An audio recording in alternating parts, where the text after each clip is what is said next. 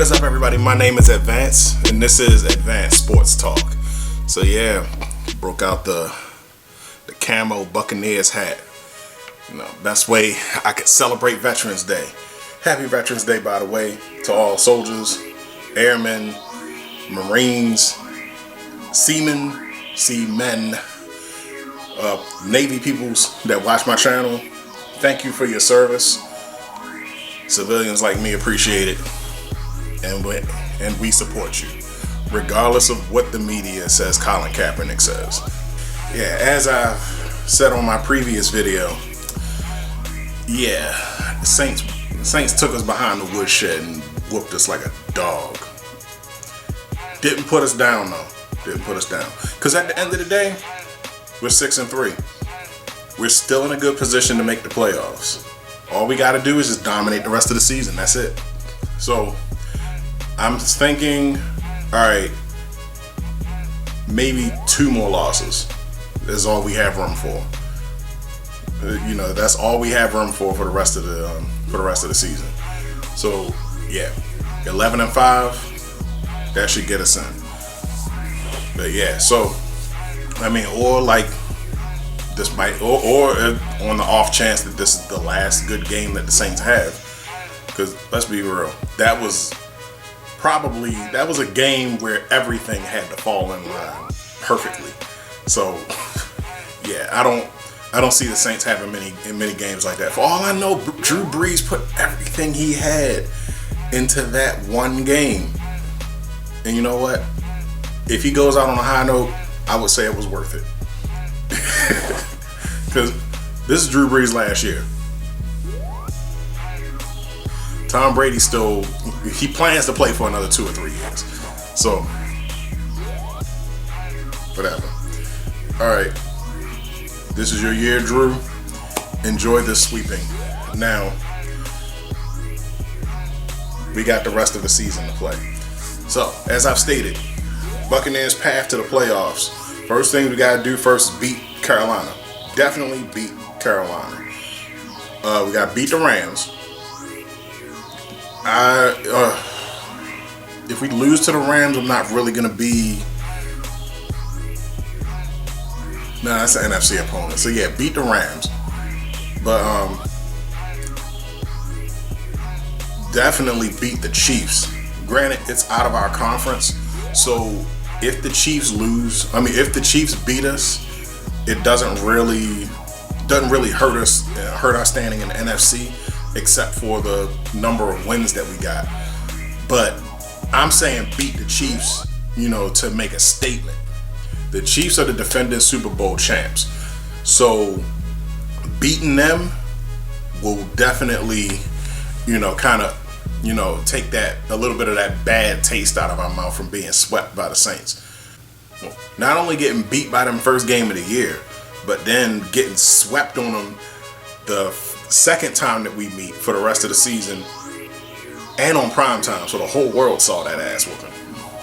But yeah, so if we beat the Chiefs, we go into the bye on a good note, on a very good note. I'm doing my Donald Trump impression. A very good note, a very good note.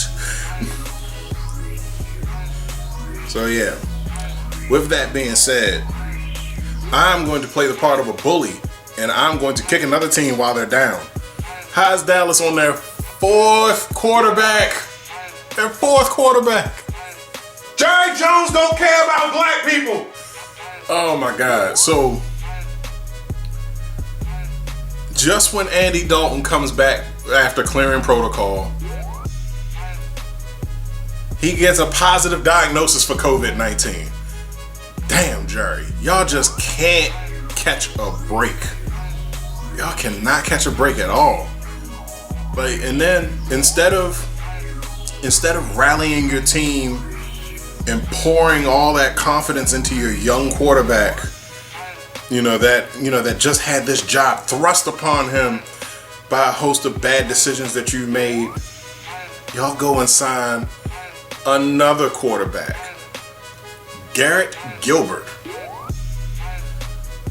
I don't even know who this dude is. Like, need my veteran NFL buddies to be on this show with me to help me out. I mean, he threw for 243, so I guess that wasn't bad. But he also threw a touchdown and 1 interception. And I think this is the best that Ben has been all season. Oh, by the way, let me backtrack a little bit. Dallas was hosting the Pittsburgh Steelers at home. So yeah, and they Steelers beat them 24-19. So they remain undefeated. This was probably the best game that I've seen Ben play.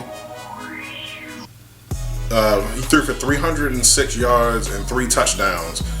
He had a QB rating of 113. Then he gets injured. So yeah, I don't know what the deal with that is. He got injured. He received a knee injury during the game. So yeah, he had to. They had to take him off the field. But yeah, Juju Smith-Schuster almost cleared 100 yards. Got 93 yards passing. Caught 6 out of his 7 targets. Good job, Juju. Alright, so moving on to the Thursday night game. Green Bay Packers versus the San Francisco 49ers. And man, yeah, so Jimmy G got hurt last week, and he's out for the season now. It's a damn shame what happened to him, man. It's crazy. But yeah, the Packers beat the 49ers 34-17. Aaron Rodgers throwing for 300 yards and 4 touchdowns. Yeah, Devontae Adams tearing up the field. Caught 10 out of his 12 targets for 173 yards. Richie James, he caught 9 out of his 13 targets for 184 yards. So, Nick Mullins is not a bad backup, because I've seen, from what I've seen him do before. In earlier videos, I said that they was racked with injuries because Jimmy G was out for like a good 5 or 6 games before, or maybe it was 4 or 5 games. I don't know, but yeah, he was out because in the time that he was gone, Nick Mullins was passable. He wasn't necessarily a starter. He was a solid backup. I mean, he got 2 wins. He got him 2 wins, so yeah, there's that. But yeah, it hurts. It hurts me to see the 49ers, 49ers like in this way, man, because that's like they were. It wasn't that long ago where they weren't Super Bowl contenders. I'm talking about before Kaepernick. Before Colin Kaepernick and Jim Harbaugh. So the Denver Broncos versus the Atlanta Falcons. And man, I swear, if I was an Atlanta fan, I'd have been sweating bullets because it looked like Atlanta was about to blow this lead too. Their defense actually held strong. So yeah, the Falcons ended up beating the Broncos 34-27. Matt Ryan throwing for 284 yards. Olamide Zaccheaus got his first 100-yard day. Good job. That was the guy that I said I pronounced his name wrong in week 1 or week 2. I said in the subtitles down here, his name sounded like a Bleach character. I said Olamide Zaccheaus. Oh man, but no, it's Olamide Zaccheaus. Moving on to the Seahawks versus the Bills. Man, this was another shootout, and yeah, going up, it was Buffalo was ahead in the first quarter. Then then Seattle started coming back, and the scores was back and forth. So at the end of the day, the Bills beat the Seahawks 44-34. Yeah, this was a high octane game. So 300 and Russell Wilson threw for 390 yards, 2 touchdowns, but threw 2 interceptions. Josh Allen threw for 415 yards and 3 touchdowns. No interceptions. So yeah, they was all over the place. Yeah, DK Metcalf, he got 100 yards. Stephon Diggs, he got 100 yards. So yeah, like it's oh man, Buffalo was showing signs of being a threat last year, but this year all they needed was Stephon Diggs. Man, that was a hell of an addition for them. I think that was a game. There wasn't a game this year where Stephon Diggs didn't have 100 yards. Hold on, let me look that up. Alright, I'm exaggerating. So he actually only had 4 games where he cleared 100 yards. They were just really high numbers. So let's see, week 1 he had 86. Week 2, 153. Week 3, 49. Week 4, 115. Week 5, 106. Week 6, 46. Week 7, 48. Last week, 92. And this week, like I said, 118. Oh, see, so yeah, I was exaggerating. I just like Stephon Diggs, man. Was that a crime? Alright, so Houston Texans versus the Jacksonville Jaguars. AFC South matchup. Alright, so Jake Luton starting for Gardner Minshew. Threw for 300 yards, 1 touchdown, 1 interception. Deshaun Watson threw for 281 and 2 touchdowns. James Robinson. I don't keep up with Jacksonville like I used to, but yeah, he got 99 yards rushing and 1 touchdown. Will Fuller caught 5 out of 5 targets for 100 yards and 1 touchdown. 100 yards on the dot. The Texans ended up squeezing through with the victory 27-25. Carolina Panthers versus the Kansas City Chiefs in the welcome back game of Christian McCaffrey. McCaffrey didn't hit the ground running, but yeah, he came back with a vengeance. Got 69 yards rushing and 1 touchdown. And he gets injured. McCaffrey received a shoulder injury during this game. Looks like this battle took place mostly through the air, because even though McCaffrey was back, he got most of his yards receiving. Tyreek Hill, Travis Kelce, I don't need to tell you that they got over 100 yards receiving. Patrick Mahomes threw for 372 yards and 4 touchdowns. Teddy Bridgewater threw for 310 yards. Chiefs ended up beating the Carolina Panthers narrowly, 33-31. So if Carolina did it, I know the Bucs can do it. So Detroit Lions versus the Minnesota Vikings, NFC North matchup. So Dalvin Cook being Dalvin Cook, rushed for over 200 yards and 2 touchdowns. This was a sneaky shootout, because as high as the score was, you would have thought that it was it was majority passing, but no, I don't see a lot of passers I don't think anybody crossed 100 yards for this game. But yeah, they've been but I can tell that a lot of the passes have been like short, like touchdown passes, where they was like on the goal line and they just happened to throw a touchdown.